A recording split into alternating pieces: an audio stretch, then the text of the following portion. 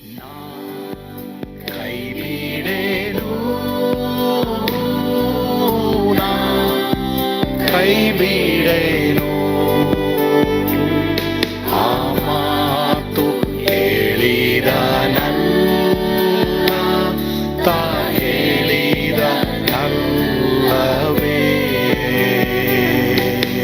ನಾ ಕೈ ಬಿಡೇನು, ನಾ ಕೈ ಬಿಡೇನು, ಆ ಮಾತು ಹೇಳಿದ ತಾ ಹೇಳಿದ ನಲ್ಲವೇ. ಯೇಸು ಕೈ ಬಿಡನು ದೈನಂದಿನ ಸತ್ಯವೇದ ಅಧ್ಯಯನಕ್ಕೆ ನಿಮ್ಮೆಲ್ಲರನ್ನು ಆಹ್ವಾನ ಮಾಡ್ತೇನೆ.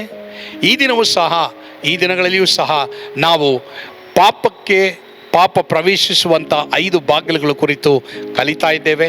ಕರ್ತನ್ ಖಂಡಿತವಾಗಿ ವಾಕ್ಯದ ಮೂಲಕವಾಗಿ ನಿಮ್ಮನ್ನು ಆಶೀರ್ವಾದ ಮಾಡ್ತಾರೆ. ಪಾಪದ ಮೇಲೆ ನೀವು ಜಯ ಪಡೆಯುವ ಹಾಗೆ ಕರ್ತನು ನಿಮಗೆ ಕೃಪೆ ಕೊಡ್ತಾರೆ. ದಯವಿಟ್ಟು ನೋಡ್ರಿ, ಕೇಳಿಸ್ಕೊಳ್ರಿ, ಮನ ತಿರುಗಿಸ್ರಿ, ಆಶೀರ್ವಾದ ಹೊಂದ್ರಿ. ಆಮೇನ್. ಎಲ್ಲರೂ ತಪ್ಪಿದ್ದೀವಲ್ವಾ? ಇದರಲ್ಲಿ ಎಲ್ಲರೂ ತಪ್ಪಿದ್ವಿ. ಇದು 2 ಸಾಕು. ಇನ್ನು ಮಾತುಗಳಂದರೆ ಇನ್ನು ಬೇರೆ ಬೇರೆ ಇದೆ, ಅದೆಲ್ಲ ಹೇಳ್ಕೊಂಡಿದ್ರೆ ಆಗಲ್ಲ. ಬಟ್ ಇದರಲ್ಲಿ ಎಲ್ಲರೂ ತಪ್ಪಿದ್ದು. ನೀನು ಅಲ್ಲಿ ಇದೆಯಾ? ನಿನ್ನ ಫೋನ್ ಎತ್ತಕ್ಕಾಗಿಲ್ವಾ? ನಿನ್ನ ಮಗನಿಗೋ ಮಗಳಿಗೆ ಹೇಳು, ಇದ್ದಾರೆ ಅಪ್ಪ, ಇದ್ದಾರೆ ಅಮ್ಮ, ಇದೀನಿ ಅಂತೇಳು. ಬಟ್ ಈಗ ನಾನು ಮಾತಾಡೋಕ್ಕಾಗಲ್ಲ, ಆಮೇಲೆ ಮಾತಾಡ್ತೀನಿ. ಯಾಕೆ ಅಂತಂದರೆ ನೀನು ಆ ಥರ ಹೇಳ್ಕೊಟ್ರೆ, ನಾನು ಹೇಳಿ ನಿನ್ನ ಮಗ ನಿನ್ನ ಮಗಳು ದೊಡ್ಡವನಾದ್ಮೇಲೆ ಅವ್ರೇನು ಹೇಳ್ತಾರೆ? ಇದನ್ನೇ. ಸೊ ಸ್ಟಾರ್ಟ್ ಆಯಿತು, ಪಂಚಾಯತಿ ಲೆವೆಲಿಂದ ಸ್ಟಾರ್ಟ್ ಆಗಿ ಪಾರ್ಲಿಮೆಂಟ್ವರೆಗೂ ಬರೀ ಸುಳ್ಳುಗಳೇ ಆಗ್ತಾ ಇರ್ತದೆ. ಯಾರಿಲ್ಲ, ಮತ್ತು ಇದೆಲ್ಲ ವಿ ಆರ್ ದ ಮಿಸ್ಟೇಕ್, ನಾವು ಮಾಡಿರೋದಯ್ಯ. ನಾನು ನೆನ್ನೆ ನನ್ನ ಮಕ್ಕಳಿಗೆ ಕೆಲಸ ಹೇಳ್ಕೊಡ್ತಾ ಇದ್ದೆ, ಚಿಕ್ಕವ್ರಿಗೆ. ನೀ ಗುಡ್ಸು, ನೀ ಬಾ ಬಟ್ಟೆ ಹಾರಕು, ನಾನು ಬಟ್ಟೆ ವಾಷಿಂಗ್ ಮಿಷಿನ್ ಎತ್ತೇನೆ, ಬಟ್ಟೆ ಹಾರಕು. ಆಗ ಒಬ್ಬರು LIC ಇಂದ ಬಂದಿದ್ದವ್ರು ಹೇಳ್ತಾಯಿದ್ರು, ಪಾಸ್ಟರ್ ಏನು ಗೊತ್ತಾ, ನನ್ನ ಮಗಳಿಗೆ ಮುದ್ದಾಗಿ ಬೆಳೆಸ್ಬಿಟ್ಟೆ. ತಟ್ಟೆ ತೊಳೆಯೋಕ್ಕೂ ಬಿಡಲಿಲ್ಲ, ರೂಮು ಗುಡ್ಸಕ್ಕೂ ಬಿಡಲಿಲ್ಲ, ಮಾತ್ರವಲ್ಲದೆ ಪಾತ್ರೆ ತೊಳೆಯೋಕ್ಕೂ ಬಿಡಲಿಲ್ಲ, ಮಾತ್ರವಲ್ಲದೆ ಆಕೆ ಮನೇಲಿ ಧೂಳು ಹೊಡೆಯೋಕ್ಕೂ ಬಿಡಲಿಲ್ಲ. ನೀವು ಪಾಸ್ ಆಗಿದ್ಕೊಂಡು ನೀವು ಮಕ್ಕಳಿಗೆ ಚಿಕ್ಕ ಮಕ್ಕಳಿಗೆಲ್ಲ ಹೇಳ್ಕೊಡ್ತೀರಾ? ಅವನಯ್ಯ, ನಮ್ಮ ಮಕ್ಕಳೆಲ್ಲ 5 ವಯಸ್ಸು ಬಂದ ತಕ್ಷಣ ಕೆಲಸ ಮಾಡೋಕ್ಕೆ ಶುರು ಮಾಡಬೇಕು. ಅವರು ಕೇಳಿ ನೋಡಿ, ಬಿಡಲ್ಲ ನಾನು. ಅವ್ರು ಹೇಳ್ತಾಯಿದ್ರು, ಹೇಳಿ ಬ್ರದರ್ LIC ಏಜೆಂಟ್ ಅವ್ರು ಹೇಳ್ತಾಯಿದ್ರು, ನನ್ನ ಮಗಳು ನಂಗೆ ಬೆಳೆಸ್ಬಿಟ್ಟೆ, ಕೊಟ್ವಿ ಒಂದು ಕಡೆಗೆ ಅವಳನ್ನ. ಇವಾಗ ಮದುವೆ ಮಾಡ್ಕೊಂಡವನಿಗೆ ಆಕೆ ಏನು ಹೇಳ್ತಾಳೆ ಗೊತ್ತಾ? ನಮ್ಮ ಅಳಿಯನಿಗೆ ಏನು ಹೇಳ್ತಾಳೆ ಗೊತ್ತಾ? ಅಲ್ಲೂ ಕೆಲಸ ಮಾಡಬೇಕು, ಇಲ್ಲೂ ಕೆಲಸ ಮಾಡಬೇಕು. ಇನ್ನೆಲ್ಲ ಕೆಲಸ ಮಾಡೋದು, ತಲೆ ಬಡ್ಕೊಳ್ತೀನಿ ಪಾಸ್ಟ್ರೇ ಅಂತ. ನಾನು ಅವ್ರಿಗೆ ಹೇಳಿದೆ, ಬ್ರದರ್ ನಿಮ್ಮ ತಪ್ಪು. ಕರೆಕ್ಟ್ ಬ್ರದರ್, ನನ್ನ ತಪ್ಪೆ. ಗಂಡು ಮಕ್ಕಳಾದ್ರೇನು ಹೆಣ್ಣು ಮಕ್ಕಳಾದ್ರೇನು ಎಲ್ಲ ಕೆಲಸ ಮಾಡೋಕ್ಕೆ ನಿಮ್ಮ ಮನೆಯಲ್ಲಿ 5 ವಯಸ್ಸಾಗುತ್ತಾ ಮಕ್ಕಳಿಗೆ ಸ್ಟಾರ್ಟ್ ಮಾಡಿ, ಶುರು ಮಾಡಿರಿ. ಹಂಗೆ ಸುಖವಾಗಿ ಬೆಳೆಸ್ಬಿಡ್ಬೇಡಿ, ಸುಖವಾಗಿ ತಲೆ ಕಟ್ ಮಾಡ್ತಾರೆ ನಿಮಗೆ.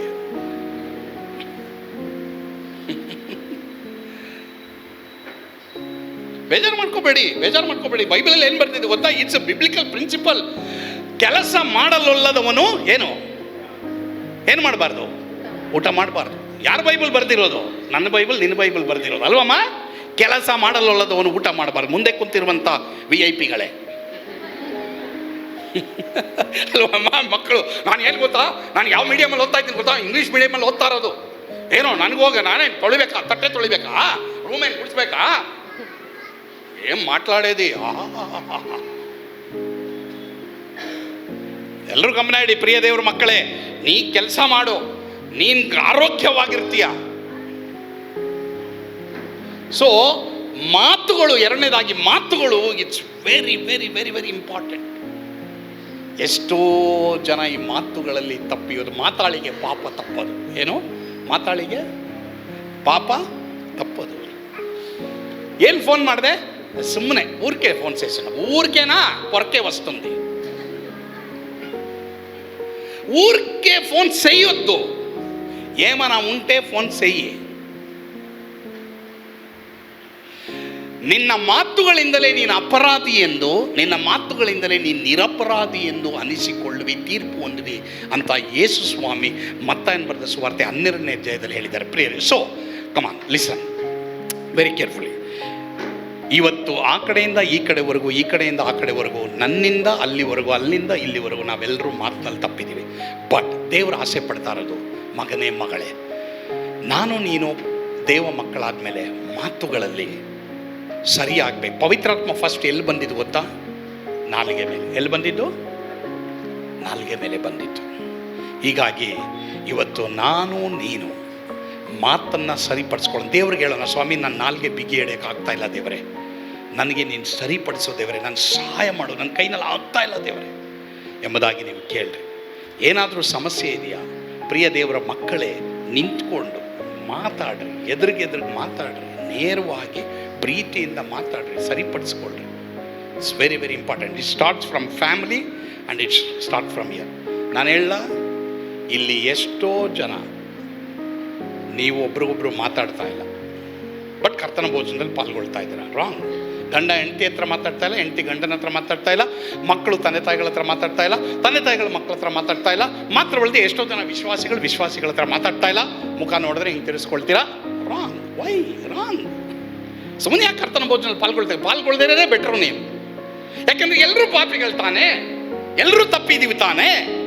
ಹೀಗಾಗಿ ನಮ್ಮೆಲ್ರಿಗೂ ಕ್ಷಮಾಪಣೆ ಇದೆ ತಾನೆ. ನೀನೇನು ಮೇಲಲ್ಲ, ನಾನೇನು ಕೀಳಲ್ಲ, ನಾನೇನು ಮೇಲಲ್ಲ, ನೀನೇನು ಕೀಳಲ್ಲ, ನಾವೆಲ್ಲರೂ ದೇವರ ಮುಂದೆ ಒಂದೇ.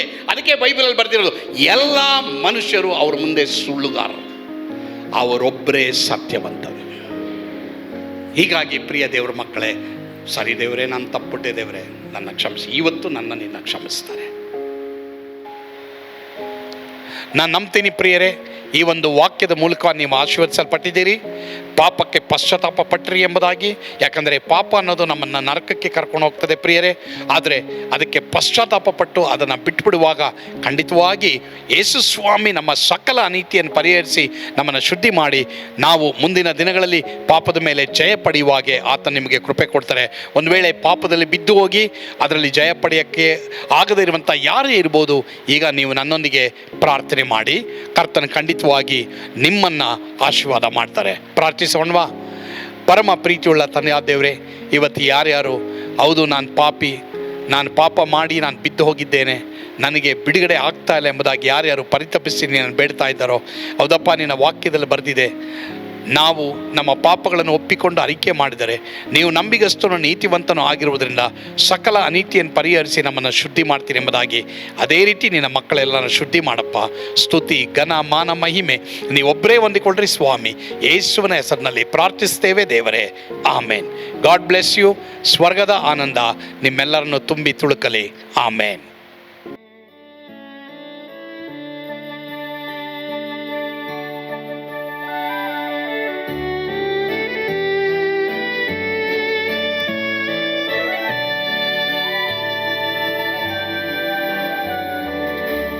ಎಂಥ ಅದ್ಭುತವಾದ ದಿನ, ನಾನೆಂದಿಗೂ ಮರೆಯೇನು. ಪಾಪಂಧಕಾರದೊಳ್ ಅಲೆದೇನ, ರಕ್ಷಕನ ಕಂಡೇನು. ಕೋಮಲ ಕರುಣೆಯುಳ್ಳ ಯೇಸು ಎನ್ ಕೊರತೆ ನೀಗಿದ. ಕತ್ತಲೆ ಹೋಯಿತು, ಜ್ಯೋತಿಯು ಮೂಡಿತು, ನಾನೀಗ ಧನ್ಯನಾದೆ. ಸ್ವರ್ಗದ ನಂದ ಎನ್ನಾತ್ಮ ತುಂಬಿತು, ಶಿಲುಬೆನಾಗ ಎನ್ ಸ್ವಸ್ಥ ಕೈದನು. ಎನ್ ಪಾಪ ತೋಳೆದ, ಈರುಳ ದಿನಕ್ಕೆ ತಿರುಗಿದ. ಸ್ವರ್ಗದ ನಂದ ಎನ್ನಾತ್ಮ ತುಂಬಿತು.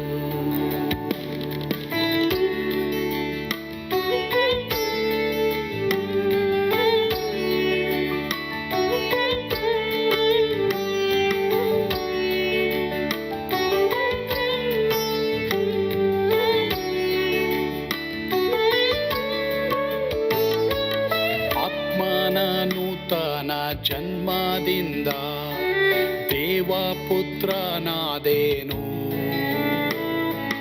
ನೀತಿ ನಿರ್ಣಯವ ಹೊಂದಿದೇನು, ಭಾಗ್ಯ ಭಾಗ್ಯವಂತನಾದೇನು, ಪಾಪಾತ್ಮನಾಗಿ ನಾ ಬಂದಾಗಲೇ ಆಶೀರ್ವಾದ ಸಿಕ್ಕಿತು.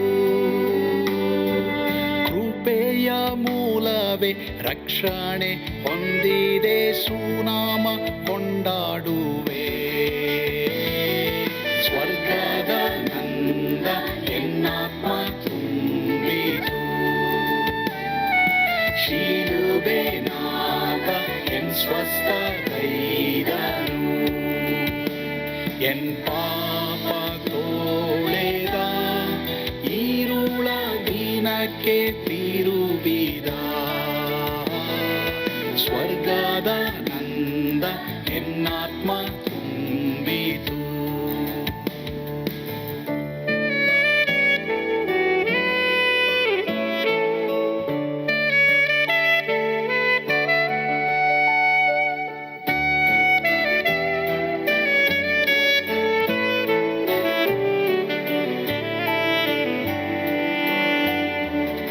ಅನಂತ ನಿರೀಕ್ಷೆ ಏನಾಗಿದೆ, ಕಾಲವು ತೀರಲಾಗಿ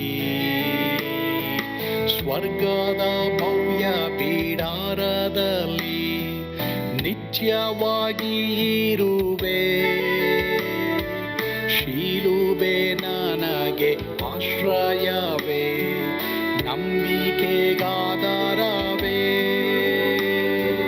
ನಿತ್ಯ ಐಶ್ವರ್ಯವ ದಿವ್ಯಾಶೀರ್ವಾದವ ಕರ್ತ ಇವನೇ ನಗೆ. ಸ್ವರ್ಗದ ನಂದ ಎನ್ನಾತ್ಮ ತುಂಬಿತು, ಶಿಲುಬೆನಾದ ಎನ್ ಸ್ವಸ್ಥಗೈದನು. ಎನ್